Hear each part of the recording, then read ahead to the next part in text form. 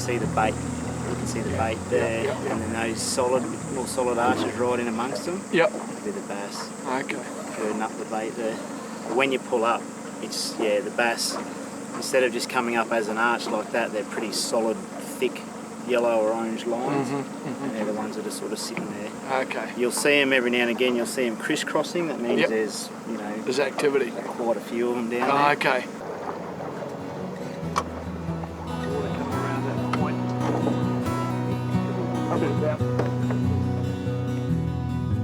There's still a very wide misconception about fly fishing. So many people still think it's associated with trout and with fishing floating lines and surface flies. But the reality these days in the 21st century is completely different. There are fly lines made for fishing flies down very, very deep, talking 60 to 70 feet. The fly line is at the heart of this game, and there's a lot of subtle variations and differences. Understanding how these lines work and how they can affect your casting and your fishing is a very, very important part of understanding fly fishing, of gaining a far better knowledge of how to make this system more effective. I'm going to set up 2 rods. One's going to have a type 3 sinking line on it. That's the one you're going to use. So type 3 sinks at 3 to 4 inches a second with a shorter leader and a lighter fly. Because you're fairly new to fly fishing, I don't want to give you a fly that's too heavy. Okay. So your weight's going to be in the line, whereas my weight's going to be more in the fly. Okay. Now I'm going to fish an intermediate line with a longer leader and a heavier fly.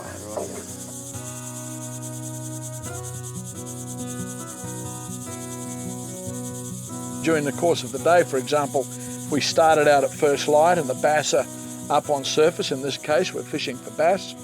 I'll have a floating line on and I'll be fishing surface flies.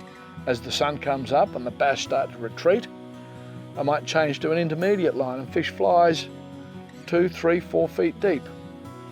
In the middle of the day, when the bass sit on the thermoclines, I might use a fast sinking line and perhaps a fly that's not so heavy.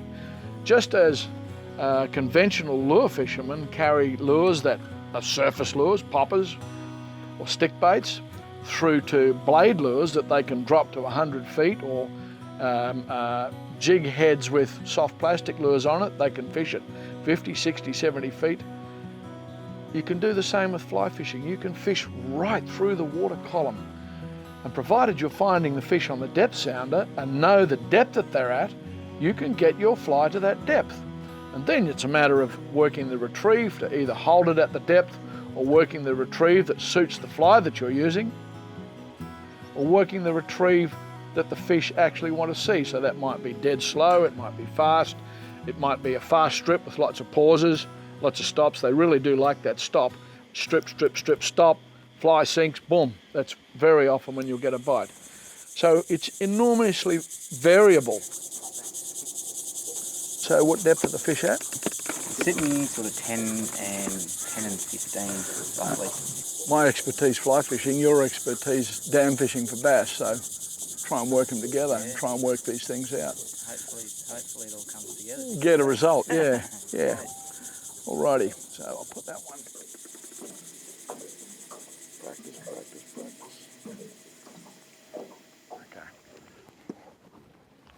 And what depth were they, do you recall? About the same, a little bit deeper, eh?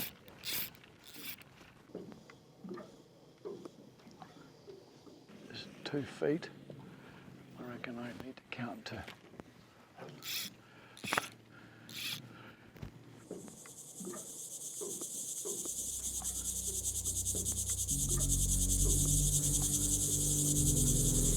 Yep. Just a little guy. Well, let's start.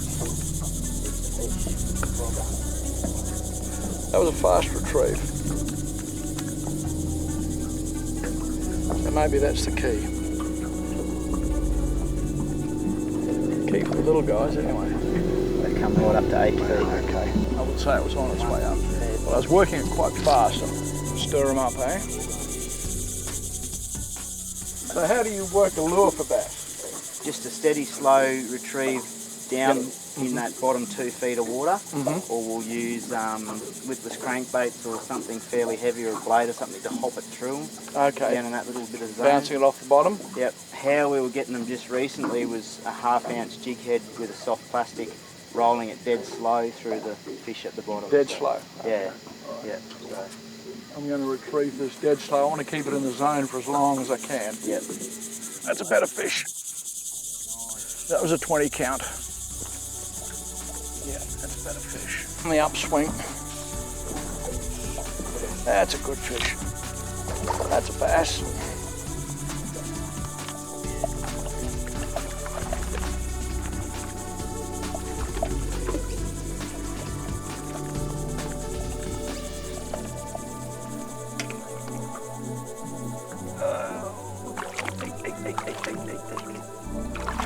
There we go.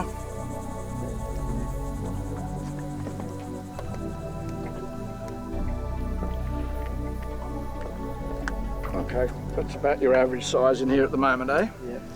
Yeah. You can get them up to, yeah, like I said before, you can get them up to about 40, 42. Nice. Oh, geez, that hit hard. Yeah. Okay, off you go. Case like today where they're holding in 10, 11 feet of water, that's an easy depth to fish. So you've got fly lines of all sorts of different densities. You're fishing what we call a type 3 sinking line. Type 3 sinks at 3 to 4 inches a second with a shorter leader and a lighter fly. I'm fishing an intermediate line, a longer leader and a heavier fly. The advantage of the intermediate is that I will get better hang time with the fly in the zone where the fish are. So I'm able to hold that fly at 10 to 11 feet quite comfortably. Okay, and it'll come up and down, up and down, up and down. If we were in 20 feet of water, I'd pull out a fly line with a much faster sink rate. Easy to do. Yeah. And I've got the technology here with me. I've got one of those lines that sinks at 12 inches a second. Yeah. So if you've got bass out here in 60 feet of water, yes, they're absolutely fishable. Yeah. So I'm quite happy to dig into this bag of technology and sinking lines in order to fish fly. Oh, that was a bump. In order to fish flies deep. Yeah. Oh, something. I reckon he pecked that on the bottom. That's where they're sitting too. Yeah. But that's the big thing. I mean, a lot of these guys see that the fish are in 30 feet, 20 to 30 feet of water, and they're just fishing really heavy lures to get down there. Yeah. And I reckon, you know, fishing fly, it's that subtle technique. I reckon it can be so effective.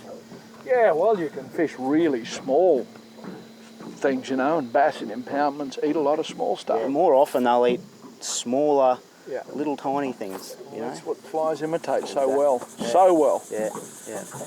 Might not be every tournament, but then the day will come where it's going to be the clincher. Yeah.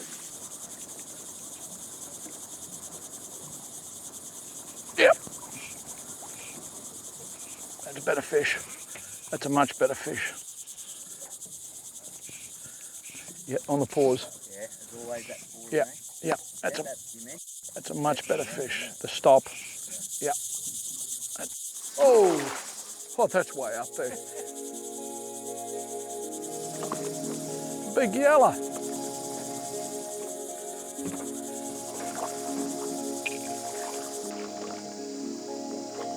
That's a surprise. Nice one too. Wow, down amongst the bass. How about that? Good stuff. Excellent. There you go. You were asking me earlier about Yellowbelly. Yeah. There you go. He's a beauty. Little fat footy. How about that? Get that dorsal to stand up going. Wonderful. Good nick. He's definitely been eating well. Oh, he's been grazing in a very good paddock. Yeah. Okay, fatso. Off you go. Excellent. Well done, mate. Thanks, mate. It's a good one. That's a good one, yeah. Let's do that again. I'm happy about that. So I've changed to a much faster sinking line. This is a type 6 sinker. and it's really getting down there. Yeah. You still get down there, you just got to wait a little longer. How they make these lines sink, as I mentioned, is that the line itself in the plastic coating is impregnated with tungsten powder. And they can vary the amount of tungsten powder throughout the head section. So the front of the line sinks faster than the back of the line, which is very important because you don't want the fly line sinking in a big belly like this. The reason density compensated lines are so important is that you imagine my fly line is sinking like this and my fly's up here. I've got a huge belly in that fly line as it sinks. Okay, and if a bass eats the fly here, I'm probably not going to feel that bite. Two important things here. One is a density compensated line that sinks tip first. The other is that in most situations, you should use a fly that sinks faster than the end of the fly line. The other thing that happens if you've got a belly is because the belly will pull if it reaches the bottom, will pull the fly into the bottom. Whereas fishing like this, you're pulling the fly away from the bottom. So density compensated is very important technology for fishing deep. Very important point on your deep bass fishing lines. Of course, the other thing that happens when you retrieve is you're bringing the fly back up. You pause and it goes back down to the depth. Yeah. And you strip, and up it comes. Yeah. So by pausing, you're allowing it to get back down what hopefully is the zone. Yeah. There's a, oh, missed him. Missed him. That was down there. It's definitely working. Yeah. Yes. Yeah, baby. Yeah. That's awesome. Oh yeah, that is good fun. Only a little guy.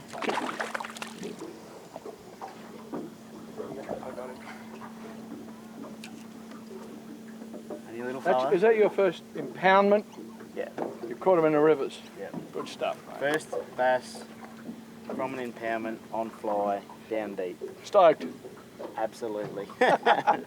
Thanks, mate. That's awesome. Our pleasure. We worked it out in the end. Yep. It was going through a whole process of, yeah.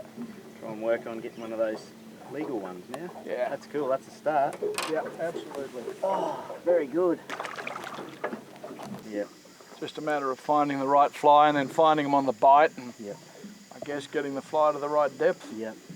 So those last two fish I've got have come on the pause.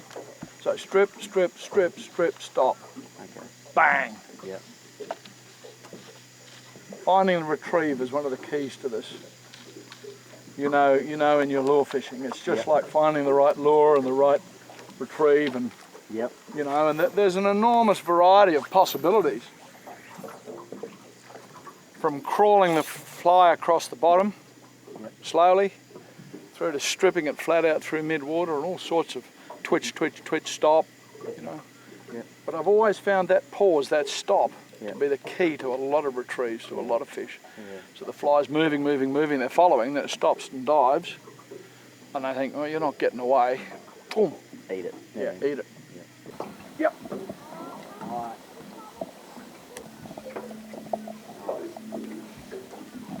Good watch. He's alright, isn't he? Yeah, he's alright, yeah. He's not one of those little guys. Oh, much better fish. Lovely. Much better fish. Yeah, nice.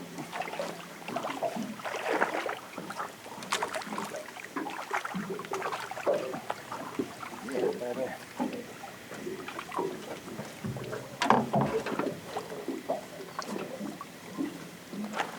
Oh, missed him? Found the fly, eh? This is the fly, I reckon. Flowers, mate. That was cool. Yeah, we've gone through a selection of flies. I mean, it may be that the fish are just coming on the bite. You just don't know these things, but gone through a selection of flies, and I've looked at something that's a little more representative, a little closer to the bony brim that I found in here, and it's working. Working very well. Using a faster sinking line now, getting right down in amongst them. There you go. When you're coming to a new dam, especially if you've never been there before and you want to find somewhere that's holding fish, you definitely have to have a decent sounder. Yeah. The reality is with a good sounder, bang, Yeah, there, you you know. know. Yeah. And I think in fly fishing it's critical that you work these two together, Yeah. because working that depth that the fish are is the whole key to this.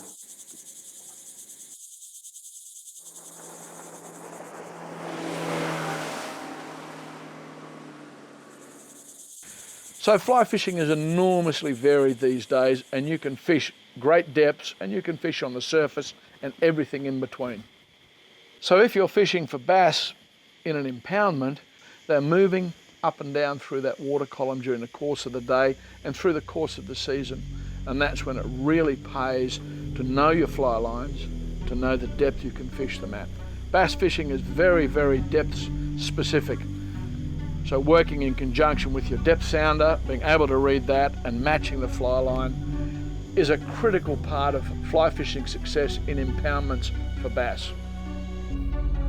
Check out our great range of fishing gear and DVDs on fishingdownunder.tv.